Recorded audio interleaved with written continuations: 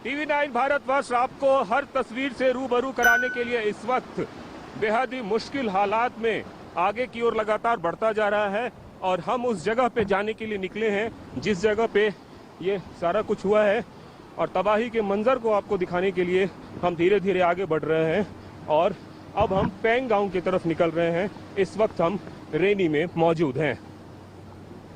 TV9 Bharatvarsh की team रेनी गांव के ऊपरी जगह पे पहुंच गई है। अब यहाँ से देखिए आप, जो पेंग विलेज है वो 4 किलोमीटर है। पहाड़ के 4 किलोमीटर चलना बहुत मुश्किल है। दूसरी तरफ जो आप नदी देख रहे हैं ये धौली गंगा नदी है जो दूसरी तरफ से आ रही है और इस पर्वत के उस तरफ जो है वो रैनी गांव है और ऋषि गंगा नदी है। हमारे साथ इधर के प्रधान मौजूद हैं पुष्कर सिंह जी। पुष्कर जी, एक बात बताएं कि आप किस तरह की परिस्थिति है यहाँ पे? सर, परिस्थिति यहाँ तो बहुत डरावना है। हाँ। क्योंकि जो ये आपदा आया है ये आपका आया है रोटी पीक से, रोटी नाला से, और रोटी नाला से आगे लगता आपका नंदा गुंगूटी लग गया, त्रिशूली लग गया और चम्मा पिक लग गया। जो आज हमें दिखा रहे हैं न्यूज में जो दिखाया है, और जो हेली गया था वहाँ सर्वे के लिए तो उन्होंने जो हमें दिखाया है तो वो चम्मा पिक के टॉप से निकला है ग्लेशियर। तो ये ग्लेशियर निकलने के बाद हमें ये समझ में नहीं आया कि इतना ज्वालामुखी के टैप का पानी कहाँ से आया, ये हमें समझ में नहीं आ रहा। एक चीज दूसरी ये पहंग गांव जो यहाँ पे लिखा है, विलेज पहंग लिखा है जो, तो वो 4 किलोमीटर लिखा है। तो पहंग गांव यहाँ सब, ये पहंग गांव का ये रास्ता है। तो यहाँ से पहंग गांव के लिए 4 किलोमीटर पैदल मार्ग चलना पड़ता है। वहां से आगे आपको जो झील बना है, तो वो झील बना है हमारा जो वहाँ का जो लोकल नाम है वो जो है वो आपका नाम है पूंग पचिल।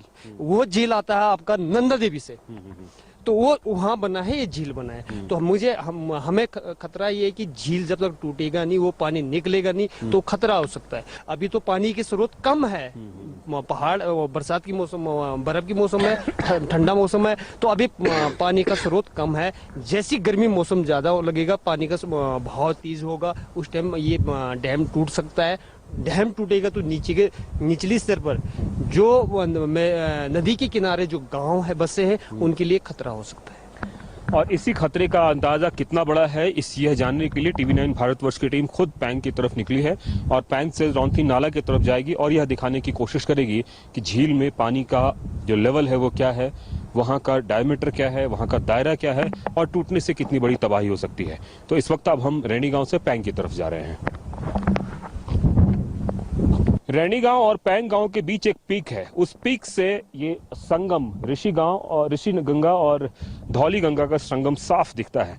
ये तस्वीरें आप जो देख रहे हैं ये ऋषि गंगा और धौली गंगा के संगम के पहले की तस्वीरें हैं। आगे संगम है और उसके पहले ये ऋषि गंगा की तस्वीरें हैं जहां पे कि आपदा आई है और रेस्क्यू ऑपरेशन चल रहा है। अगर हम धौली गंगा के पानी की बात करें तो बिल्कुल क्रिस्टल क्लियर वाटर है, जिसमें कि अगर आप पानी एक सिक्का भी डालें 1 रुपए का तो वो भी दिखेगा। लेकिन दूसरी तरफ ऋषि गंगा की जो तस्वीर है वो बिल्कुल भी मटमैली।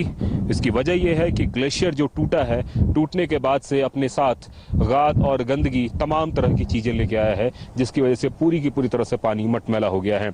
हम धीरे धीरे आगे बढ़ रहे हैं पैंग की तरफ। पैंग वो गांव है जहां से फिर उस जगह पे जाएंगे रौंथना नाला जिसको कहते हैं, जहां पे की झील बनी हुई है। लेकिन एक तस्वीर बहुत भयावह है इसलिए कि तस्वीरों के जरिए आप इस बात का एहसास लगा सकते हैं कि क्या हुआ होगा उस दिन जिस दिन तबाही आई थी।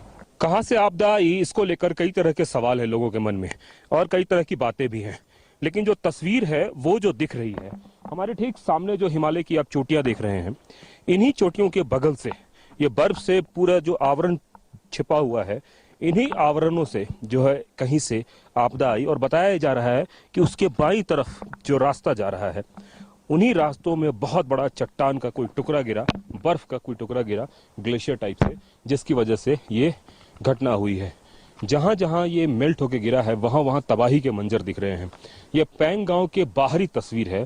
इन तस्वीरों में आप देख सकते हैं कि कितना बड़ा जो सैलाब का टुकड़ा आया होगा, जिसकी वजह से पूरा का पूरा इलाका पूरी तरीके से तबाह हो गया है। रेनी गांव से चलते हुए हम पैंग गांव पहुंचे हैं।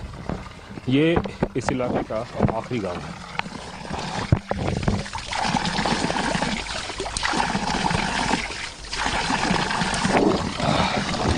लेकिन दिक्कत की बात यह है कि मौसम पूरा पैक होने जा रहा है।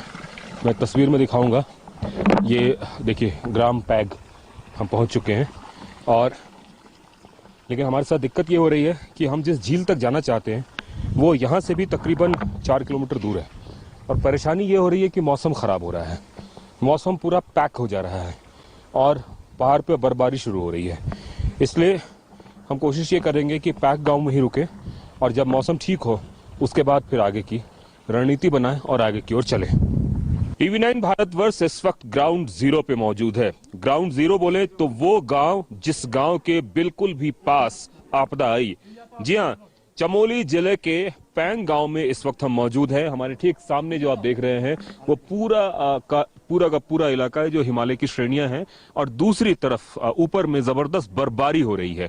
ये वो रौंथना नाला है जिस नाले पे ग्लेशियर टूटा और उसके बाद जो तबाही हुई, वहां देखिए ये इस गांव से नजर आ रहा है वह पूरा का पूरा मंजर, और सब कुछ खत्म हो गया, सब कुछ तबाह हो गया।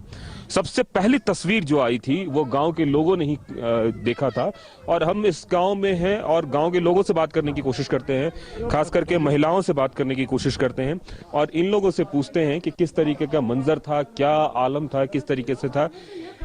एक बात बताइए, जिस वक्त हुआ था, जब तबाही वाला आया था, तब क्या कर रहे थे आप लोग, कैसे कैसे क्या हुआ?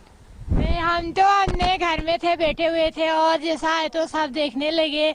जैसे बाढ़ आई तो सारा इधर उधर से आदमी इकट्ठे हो गए और देखने लगे कि कितना बड़ा तूफान आ गया बोल के। अच्छा। और सब सारे जगह, एक जगह पे 2-3 दिन तक तो हम भी ऐसे रहे, एक के घर पे दूसरे के घर पे जाके। कितना मुश्किल था जब ये सब कुछ हुआ? क्या कर रही थी आप, क्या कर रही थी तभी? हम तो कुछ नहीं करते, ऐसे देखा। हमारे बच्चे थे रेनी, हमने कहा कि हमारे बच्चे कुछ हो गया होगा, तब चिल्लाया हमने। हमने कहा यहाँ अब कैसे करेंगे, छोटे छोटे बच्चे थे, वो रेनी थे, और हमने कहा कि आ गया अब सब हमारे बच्चे बचाते हुए नीचे। अच्छा, बड़ी मुश्किल से बचे वहाँ पे। हाँ। अच्छा, आप क्या कर रहे थे उस वक्त जिस वक्त ये सब कुछ हुआ? मैं गदर गए थे कपड़े धोने, वहाँ से बाढ़ आने दिखाया गया, वहाँ से भाग के घर आई। घर में मेरी माँ थे बाहर में, मैंने कहा मैं अपने माँ के कहाँ ले जाऊँ, कहाँ ले जाऊँ। एक के घर में गए, दूसरे के घर में गए, तब तो बाढ़ नीचे आ गया। तब रेनी को फोन भी लगाया, बाढ़ आ गया हमको, तो हम तो उनके लिए बचाने के सूचना करते थे। अब वो लोग बोल रहे हमको सूचना नहीं दिया, हमने सूचना दिया, हमको रात की जरूरत भी नहीं थी, हमको जिंदगी का जरूरत है कि नहीं नुकसान है उधर में। आप तभी क्या कर रहे थे जिस वक्त सब कुछ हुआ? हम तो कुछ नहीं कर रहे, बर्तन मजूना था ये, और आवाज आई बहुत जोर से। हाँ, और हमने बोले कि ग्लेशियर गो यार, देखते तो मेरे वहाँ से ऐसे धुआं जैसा उड़ कर आ गया। इससे पहले कभी ऐसा देखे थे? नहीं देखा, कभी नहीं देखा? नहीं देखा, कभी नहीं, पहला बार देखा हमने। बहुत डर हुआ? हाँ, बहुत डर सट। आप बताएं, आप भी बुजुर्ग हैं, कभी इस तरह का मंजर देखा आपने? नहीं साहब, आज तक हमने कभी नहीं देखा है। अच्छा। ये फर्स्ट बार मैं तो पेड़ पर दवाई लगाने के लिए जा रखा था। अच्छा। और यूं ही चौक में आया तब तक यहाँ धुआं उड़ गया। अच्छा। धुआं उड़ने के बाद तुरंत यहाँ पर ये प्रदीप था। हाँ। मैंने कहा बेटा उसको पहले तो फोटो निकाल, मैंने कहा वहाँ देख कैसा हो रहा है ये। हाँ। मैंने कहा ये तो अनशन हो गया है। और उस दिन मेरे पास अगर पैसे रहते उस मोबाइल में तो मैं तपोवन और ऋणी फोन करता। अच्छा, मतलब पैसा था नहीं। हाँ। नहीं कर पाए, फोन नहीं कर पाए उन लोगों को, समय रहते जानकारी नहीं दे पाए। हाँ। अच्छा। बस। कितने देर लगे होगा यहाँ से रेणी जाने में? यहाँ से रेणी जाने में तो बहुत कम टाइम लगा साहब, आधा घंटा भी नहीं लगा। हाँ। जिस समय वहाँ से जैसे निकला तो सीधे पहुंचा हो गया। वहाँ घूम रहा था। हाँ। तो उस समय अगर हम फोन करते तो कुछ लोग बच जाते। कुछ लोग बच सकते थे। क्योंकि रास्ता बेहद विकट है, इसलिए हमने गांव के 2 सज्जन को अपने साथ लिया है। आपका शुभ नाम क्या होगा? बलवंत सिंह राणा। बलवंत जी, कितना टाइम लगेगा वहां तक जाने में?